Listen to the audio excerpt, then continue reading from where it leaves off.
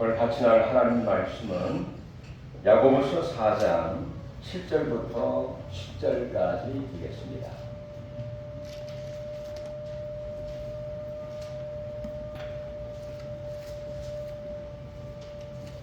야고보서 4장 7절부터 10절, 신약성경 374쪽이 되겠습니다. 우리 같이 합독하시죠. 그런즉 너희는 하나님께 복종할지어다. 마귀를 대적하라. 그리하면 너희를 피하리라. 하나님을 가까이 하라. 그리하면 너희를 가까이 하시리라. 죄인들아, 손을 깨끗이 하라. 두 마음을 품은 자들아, 마음을 성결하게 하라. 슬퍼하며 애통하며 울지어다.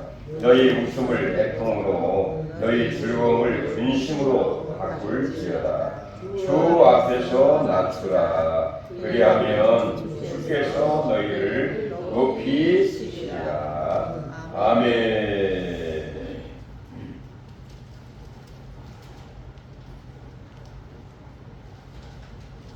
이번 주부터 장마가 시작이 된다고 해서 상당히 긴장을 했습니다.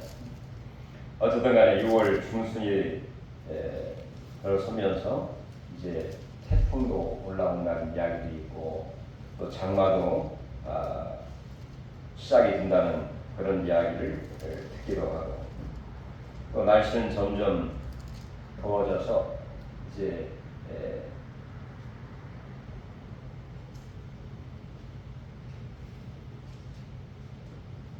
냉풍기, 이 선풍기나 에어컨을 틀지 않으면 이 생활이 어려운 그런 시기에 저희들이 있게 되었습니다. 그러다 보니까 우리 마음은 조급해지고 또 지치기 쉬운 그런 계절로서 우리 신앙생활도 소홀해지기 쉬운 바로 그런 시기가 아닌가 그런 생각이 듭니다. 오히려 이럴 때일수록 우리는 의도적으로 하나님을 가까이 하는 그런 삶이 필요하다 그런 생각이 듭니다. 그럴 때 우리의 영적인 이 나태함을 경계할 수 있고 지속적으로 믿음의 길을 갈 수 있기 때문입니다. 자, 이렇게 영적인 나태함을 경계하고 지속적으로 믿음의 길을 갈 수 있는 가장 좋은 방법이 무엇일까? 저희들이 고민하게 되는데 오늘 본문은 저희들이 어떻게 말씀을 하고 있느냐? 바로 하나님을 가까이 하라 라고 저희들에게 권면해 주고 있다는 것입니다. 뭐라고요? 하나님을 가까이 하라 이렇게 말씀하고 있습니다. 바로 가까이 한다고 하는 것은 단순히 어떤 감정적인 친밀감이나 어떤 물리적인 이 거리의 개념을 넘어서 삶 전체에 하나님을 향해서 나아가는 바로 태도와 방향 그리고 하나님과의 올바른 그런 관계를 의미한다고 볼 수가 있다는 것입니다. 과연 우리는 오늘 본문을 중심으로 해서 어떻게 하나님을 가까이 하는 가운데에 하나님의 약속하신 복을 누리며 살아갈 수 있을까? 시편 73편 28절 보면 우리가 너무 잘 아는 말씀이죠. 하나님을 가까이 하라. 이것이 하나님 가까이 하는 것이 복이 너희에게 복이 있다. 이렇게 말씀을 하고 있죠. 하나님 가까이 한 가운데 하나님이 약속하신 복이 무엇인지 우리가 한번 깊게 묵상하면서 복을 누리는 우리 모두가 되기를 간절히 바랍니다. 그럼 먼저 하나님을 가까이 하는 삶은 무엇일까? 우리 7절 같이 한번 보도록 하겠습니다. 그런데 너희는 하나님께 복종할지어다. 마귀를 대적하라. 그리하면 너희를 피하리라. 아멘. 자, 하나님을 가까이 한다고 하는 것은 무엇보다도 하나님을 내 마음속에 모시고 또 하나님 자체이신 하나님의 말씀을 듣고 귀를 기울이고 그 말씀을 내 마음에 품고 그 말씀을 묵상하면서 그 말씀을 순종하는 삶이 바로 하나님을 가까이 하는 삶이다. 이렇게 말할 수 있다는 것입니다. 바로 하나님은 말씀으로 우리에게 다가오셨고 또 하나님을 사랑한다고 하는 것은 그분의 음성에 귀를 기울이는 삶이라고 볼 수가 있습니다. 바로 말씀은 하나님의 성품과 뜻이 담긴 하나님의 자기 계시이죠. 또한 성경은 단지 어떤 정보만이 아니라 하나님 자신이고 하나님의 인격인 것이죠. 그래서 우리가 하나님의 말씀을 알고 그분 안에 거할 때에 진정한 자유함을 얻는다라고 성경은 이야기를 하고 있습니다. 요한복음 8장 31절 32절에 너희가 내 말에 거하면 참으로 내 제자가 되고 진리를 알지니 진리가 너희를 자유케 하리라. 이렇게 말씀하셨습니다. 우리가 하나님을 가까이 하는 시작이 무엇입니까? 하나님의 말씀에 귀를 기울이고 그 말씀을 내 마음속에 품고 그 말씀을 주야로 묵상하는 자가 복 있는 사람이고 그 묵상하는 가운데에 그 말씀이 바로 이 시대와 환경과 나에게 합당한 말씀이고 적당한 말씀이고 실천해야 할 하나님의 소명이 느낄 때에 그 말씀을 순종하는 것, 이것이 멋진 신앙생활의 시작이라고 볼 수가 있습니다. 이렇게 너희가 내 말에 거하고 내 말이 너희 안에 거하면 너희가 내 제자가 되고, 바로 주님의 제자가 어떤 삶입니까? 바로 주님의 말씀 안에 거하는 삶이죠. 그리고 그 말씀이 내 안에 거하여 늘 말씀 가운데 서로 간의 소통과 커뮤니케이션이 이루어지는 삶, 이게 바로 어떻게 보면 진정한 친구, 마음을 터놓고 얘기할 수 있는 하나의 친구의 그런 관계라고 볼 수가 있을 뿐만 아니라 그 말씀을 늘 내 마음에 품고 있을 때 이 땅 살아가는 동안에 우리 인간에게는 다양한 유혹과 미혹과 사탄의 역사가 있을 수 있습니다. 우리를 조롱하기도 하고 우리를 참소하기도 하고 우리를 또한 깎아내리기도 하는 경우가 많이 있고, 하나님 말씀을 희미하게 만들면서 우리를 또한 구렁텅이로, 또한 딴 길로, 또는 죄악길로 하나님과 등지도록, 교회와 멀어지도록 이모저모로 이 사단은 역사하고 있는 것이죠. 그러나 내 마음속에 하나님 말씀이 있게 되면 그 말씀이 사탄 마귀가 찾아올 때, 역사할 때 그 말씀으로 그 사탄 마귀를 대적할 수 있게 되고 쫓아낼 수 있게 되고 또한 믿음의 승리의 삶을 살아갈 수 있는 게 성도의 삶 아니겠습니까? 우리 예수님께서도 사단 마귀가 시험할 때, 대적할 때 어떻게 그 사탄 마귀를 이길 수 있고 그 사탄 마귀의 미혹을 피하여 나아갈 수 있었습니까? 바로 하나님 말씀이 그 안에 있고 그 말씀을 묵상하고 있었기 때문에 그 말씀으로 사탄 마귀를 내어 쫓았죠.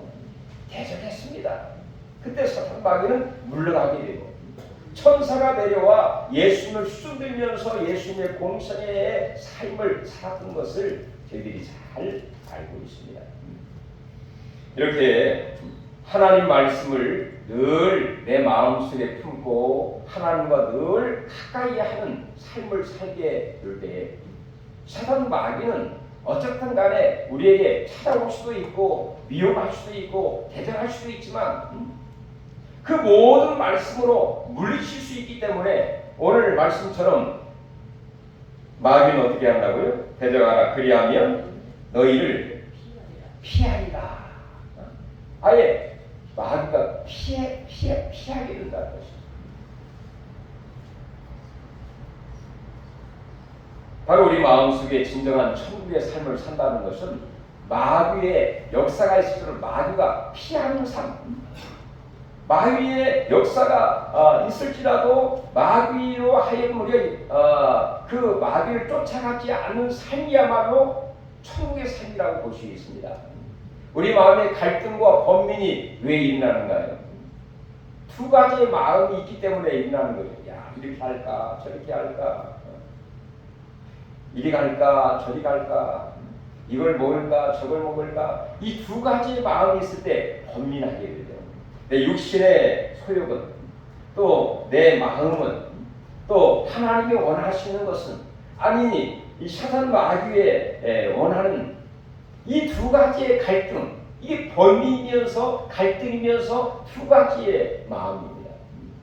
그러나 늘 우리가 하나님의 말씀으로 가득 차 있고 말씀을 따라가게 될 때에 갈등할 필요가 없습니다.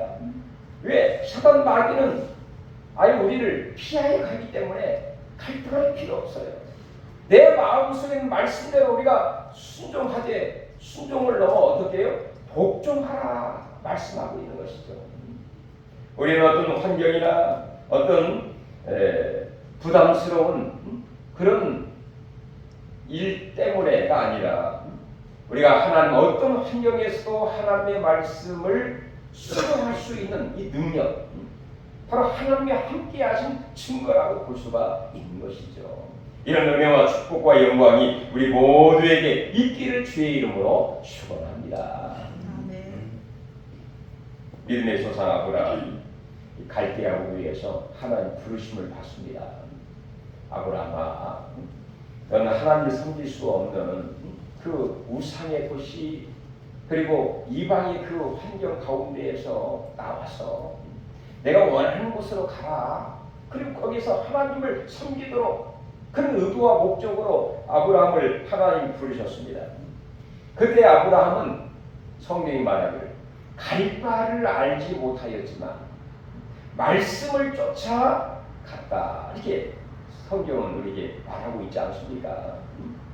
갈 바를 알지 못하지만, 우리 미래는 우리가 어떻게 장담할 수 없지만 하나님의 말씀을, 나에게 주신 그 약속의 말씀을 붙잡고 살아가는 것이 하나님을 가까이 붙쫓아 살아가는 그 삶이고, 결국에는 그 말씀대로 갔더라, 말씀대로 순종하고 복종하는 삶으로 가게 될 때에 사탄 마귀는 우리에게 찾아오고 엄습하고 역사할지라도 오히려 우리를 피하게 하게 돼요. 그러므로 우리는 말씀의 사람으로, 성령의 사람으로서의 귀한 삶을 살아갈 수 있게 되는 것이죠. 하나님께서 아브라함에게 그의 이삭을 드리라 할 때에 마음의 갈등도 일어날 수 있었지만, 그 독자 이삭을 하나님의 말씀에 근거하여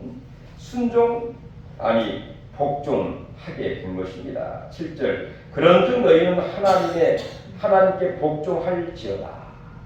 이 하나님께, 거기에다가 하나 더 붙는다면 하나님 말씀에 복종할지어다, 이렇게 말씀하고 있습니다.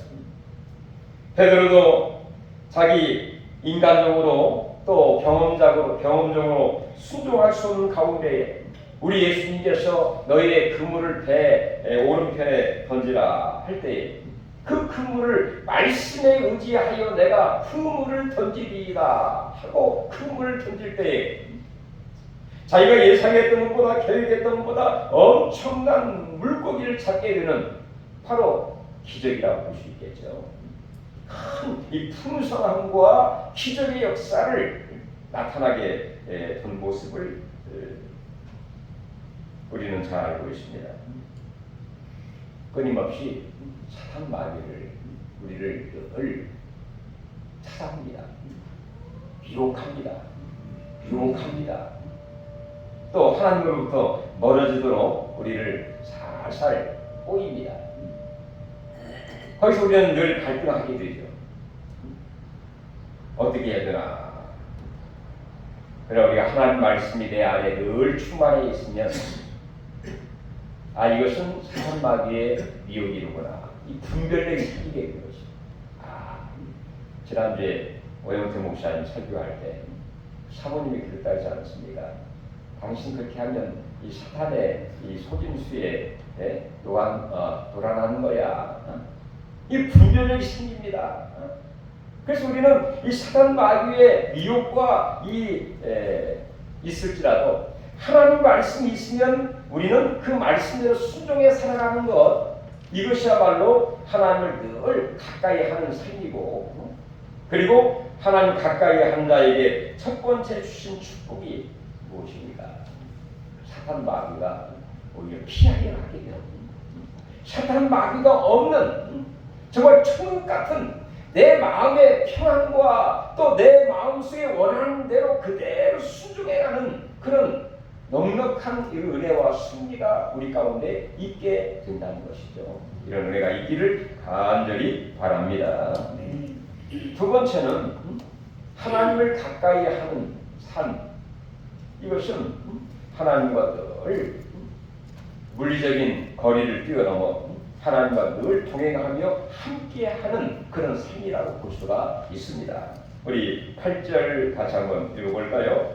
하나님을 가까이 하라. 그리하면 너희를 가까이 하시리라. 우리 하나님은 우리를 멀리 하신 분도 아니시고 우리를 떠나신 분도 아니십니다. 항상 우리와 함께 하시되 모든 환경을 초월하여 저 바다의 끝에 있든지 하늘에 있든지 바다에 있든지 항상 우리 하나님은 우리와 함께 하시는 분이시죠. 그러나 우리가 느끼지 못하기 때문인 것입니다. 그러나 우리가 하나님을 의도적으로 가까이 하려는 그 의도로 우리가 하나님 더 가까이 하게 되고 하나님과 동행하는 함께하는 그런 삶을 살아가게 될 때 하나님의 인재를 강력하게 느끼게 되어 있습니다. 하나님이 나와 함께하고 있구나. 이런 상황에서 하나님 나를 지금 도와주시고 계신다. 내가 지금 어려울 때에, 내가 병들어 힘들 때에, 여러 가지 낙심되는 일이 있는 가운데서 하나님 나를 버리지 아니하시고 멀리하지 아니하시고 지금 나와 함께하고 있구나. 이 귀한 사실을 느끼게 되어 있습니다.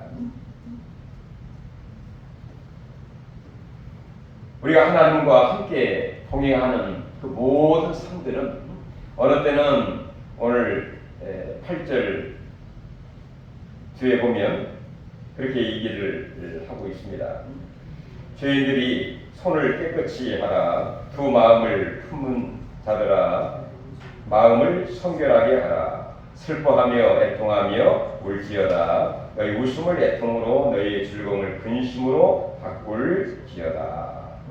우리의 손을 깨끗이 하면서 또 두 마음을 품지 아니하고 성결한 그런 마음, 또 슬퍼하며 애통하며 이 말은 회개를 하면서 더욱더 의도적으로 하나님을 가까이 하는 우리 온 마음으로 하나님과 동행하고 함께하는 그런 임마누엘의 삶. 우리가 성경에 소개하고 있는 에녹이라는 사람이 있죠. 에녹은 65세에 무드셀라를 낳은 후에 하나님과 300년 동안 동행을 하였다라고 소개를 하고 있습니다.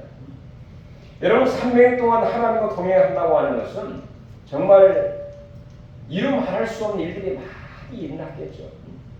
좋은 일, 또 만족스러운 일, 행복한 일만 있었겠습니까? 슬프고 힘들고 어렵고 답답하고 막막하고 또 여러 가지 불만족스러운 그런 일도 얼마나 많이 있었겠어요. 그런데도 불구하고 하나님의 말씀을 이미 하나님께서 65세에 그 무드셀라를 낳을 때 주신 그 말씀을 내 마음속에 품고 그 말씀을 늘 묵상하는 가운데 하나님과 동행하는 함께하는 삶을 에녹이 살게 된 것이죠. 우리와 똑같은 성령을 갖고 있는 이 사람은 이게 참 믿음이고 하나님과 가까이 하는 바로 큰 복을 받은 자의 그런 모습이라고 볼 수가 있을 것입니다.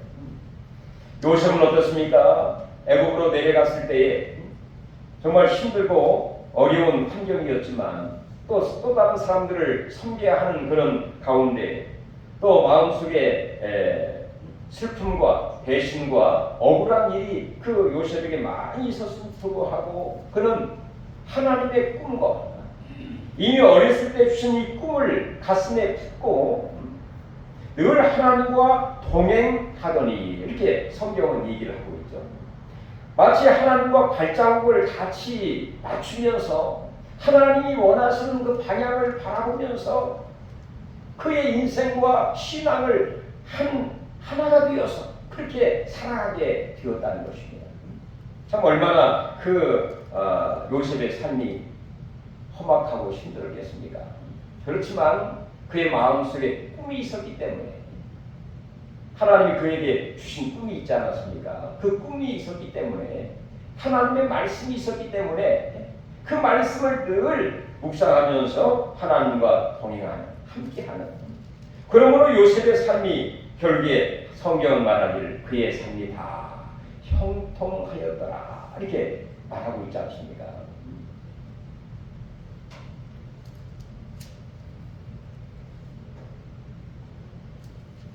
이렇게 우리의 삶 가운데에서도 어떤 물리적인 환경, 거리 그 모든 것을 뛰어넘어서 하나님의 말씀과 하나님 나에게 주신 비전과 꿈을 가슴속에 품고 항상 하나님과 동행할 수 있는 함께하는 임마누엘의 귀한 삶이 되시길 바라면서 바로 그 결과로 이 형통한 역사 그리고 하나님이 나와 더 가까이 계신 바로 하나님의 강력한 인재와 나와 함께 하신 그 증거와 역사와 그 능력을 날마다 체험할 수 있는 은혜가 있기를 주의 이름으로 축원합니다. 다음 세 번째 10절인데요. 하나님을 가까이 하는 삶은 어떤 삶입니까? 하나님을 가까이 하는 삶은 하나님을 늘 경외하는 삶, 하나님을 섬기는 삶이라고 볼 수가 있을 것입니다. 우리 한번 10절을 같이 한번 읽어볼까요? 주 앞에서 낮추라. 그리하면 주께서 너희를 높이시리라. 주 앞에서 낮추라. 우리 낮춘다고 하는 것은 이 겸손이고 내 자신이 낮아지심이고 내 자신이 누구인가를 알 때에 가능한 것이죠.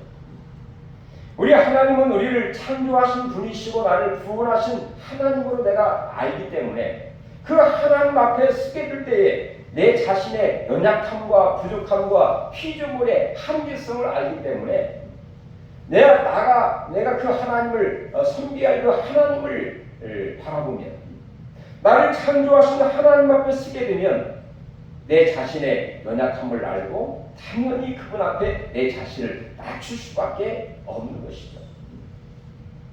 왜요? 그분은 나를 창조하신 분이시고 나를 구원하신 분이시고 나의 바로 섬김의 대상이라는 사실을 잘 알고 있기 때문인 것입니다.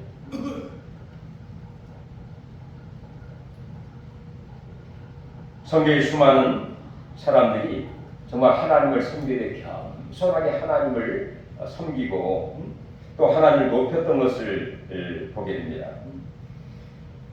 야고보서 4장 6절에도 하나님을 교만한 자를 물리치고 겸손한 자에게 은혜를 부어주신다 말씀하고 있고 또 우리 예수님의 삶 역시 마가복음 10장 45절에 그런 말씀이 있죠. 내가 섬김을 받으러 온 것이 아니라 도리어 내 자신을 많은 사람들에게 대속물로 주고 내가 오히려 섬기러 내가 왔노라. 내가 섬김을 받으러 온 것이 아니라 도리어 섬기려 하고 나의 목숨을 많은 사람의 대속물로 주기 위하여 왔다. 이렇게 예수님이 자기 자신을 소개를 하고 있고요. 빌립보서 2장에 보면 예수님을 바로 겸손의 주님으로 소개를 하면서 우리 예수님은 근본 하나님과 동등하시고 한 본체이셨지만 자기를 동등됨으로 취할 것을 여기지 아니하시고 바로 자기를 낮추시고 사람과 같이 되어 죽기까지 순종하였으니 곧 십자가에 죽으시니라. 이렇게 예수님을 소개를 합니다. 자, 이렇게 하나님이셨지만 사람과 같이 되었고 사람과 같이 이 땅에 오시되 가장 낮고 천한 곳에 오시게 되었고 많은 고난과 역경을 당하신 그 예수님의 삶은 진정 하나님 앞에 자신을 낮추고 또 겸손한 그 모습을 우리에게 보여주신 예수님의 모습이라고 볼 수가 있는 것이죠. 그런데 결국에 예수님의 삶이 어떻게 되었습니까?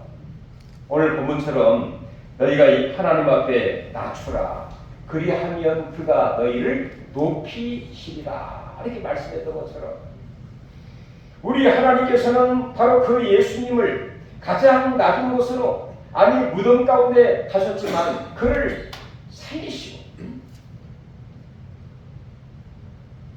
그리고 승천하시되 원래 자기의 보좌에 앉게 만드셨을 뿐만 아니라 빌립보서에 말하기를 바로 하늘과 땅과 땅 아래인 모든 자들로 하여금 그의 이름 앞에 무릎을 꿇고 그를 주라 시인하여 하나님께 영광을 돌리게 하셨느니라. 성경은 이야기하고 있지 않습니까? 이렇게 나의 창조주, 나의 구원자, 나의 섬김의 그 하나님 앞에 내 자신을 알고 겸손하게 하나님 앞에 낮추게 될 때 우리 하나님은 예수님을 높이신 것처럼 바로 그 겸손한 자를 궁극적으로 하나님을 높이셔서 할렐루야 높이신다는 것입니다. 이게 얼마나 큰 축복입니까? 내 자신이 할 수 없는 하나님의 크신 일이라고 볼 수가 있는 것이죠. 이렇게 이 무더운 여름 날씨 또 마음에 해이해지기 쉬운 이때에 하나님을 가까이 하라. 하나님을 가까이 하라. 바로 그것이 복이다.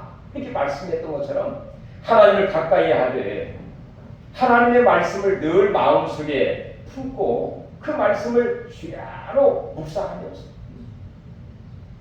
그 말씀을 순종하되 복종하고 실천에 옮기고 그리고 그 말씀을 묵상하면서 늘 하나님과 동행하고 함께하는 임마누엘의 귀한 삶을 살고 더 나아가서는 결국에 그 하나님을 섬기게 겸손하게 그 하나님을 높이면서 하나님을 찬양하고 그분을 높이고 경배하고 영광 돌리는 그 삶이야말로 하나님을 가까이 하는 삶이고 이런 귀한 삶을 살아갈 때 하나님께서는 이 세 가지의 축복을 약속하고 있는 거 아니겠습니까?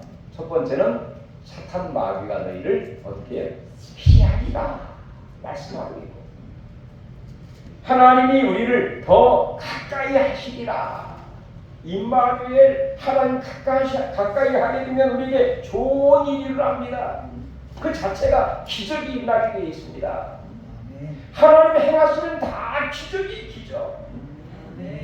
내가 할 수 없는 일을 하나님이 하시기 때문인 것이죠. 여러분, 내 인간의 힘으로 노력도 하고 최선을 다하는 그런 자세, 성취성도 필요하겠죠. 그러나 내가 할 수 없는 일은 우리 하나님은 행하십니다. 없는 가운데 있게 하시고 불가능한 것을 가능케 하시고 또 바랄 수 없는 중에 바라게 하시는 그 하나님 아브라함의 하나님께서는 이런 놀라운 이 은혜를 나와 함께 하시면서 나의 친구 같은 그 하나님이 우리와 함께 하시면서 내가 할 수 없는 이들을 하나님이 행하시고 우리에게 알려주시고 우리에게 보여주시고 깨닫게 하시고 감당케 하시고 마치 물이 변하여 포도주가 되게 하신 것처럼 38년 된 그 병자를 주님이 찾아오셔서 불쌍히 여기시면서 내가 낫고자 하느냐 내 자리를 들고 걸어가라 말씀하신 것처럼 우리 하나님이 그 함께 하신 가운데 내가 할 수 없는 그 모든 일, 기적 같은 일들이 바로 주님이 함께 하신 임마누엘의 삶 가운데 우리 가운데 계속해서 일어나기를 바랄 뿐만 아니라 하나님이 겸손한 우리 모두에게 높이셔서 지위에 그걸 더 넘어서 내가 생각했던 것 이상으로 내가 계획했던 것 이상으로 하나님이 높이셔서 모세를 높여주신 것처럼 여호수아를 높여주신 것처럼 다윗을 높여주신 것처럼 우리 장로님들을 높여주신 것처럼 우리 모든 성도들을 높여주신 것처럼 하나님이 높여주시리라. 약속의 복을 저희들에게 말씀하고 있는 것입니다. 6월입니다. 날씨는 무더워지고 이 하반기 2025년을 어떻게 살아가야 할까 하는 이때 우리 하나님께서 우리에게 말씀합니다. 하나님을 가까이 하라. 이것이 복이 된다. 하나님을 가까이 한 가운데에 놀라운 하나님의 은혜와 축복이 넘칠 수 있기를 다시 한번 주의 이름으로 축원해 드립니다. 하나님 감사드립니다. 우리가 세상을 가까이 하거나 사단 마귀가 좋아하는 것을 가까이 하는 그런 삶이 아니라 하나님이 기뻐하시는 일을 가까이 하고 하나님 말씀을 가슴에 품고 그 말씀을 순종하며 동행하고 또 하나님을 온전히 섬기는 가운데에 하나님의 놀라운 약속. 사단 마귀는 한 길로 왔다가 일곱 길로 떠나갈 줄로 믿습니다. 임마누엘의 영광과 기적과 능력이 나타날 줄로 우리는 믿습니다. 하나님 우리를 높이실 줄로 믿습니다. 주여 축복하여 주시옵소서. 우리 자신감과 하나님이여 더욱더 자부심과 큰 길을 가지고 하나님을 잘 섬기는 가운데에 복을 받는 우리 모두가 되기를 간절히 바라옵고 예수님의 이름으로 간절히 기도하옵나이다. 아멘. 우리 찬송가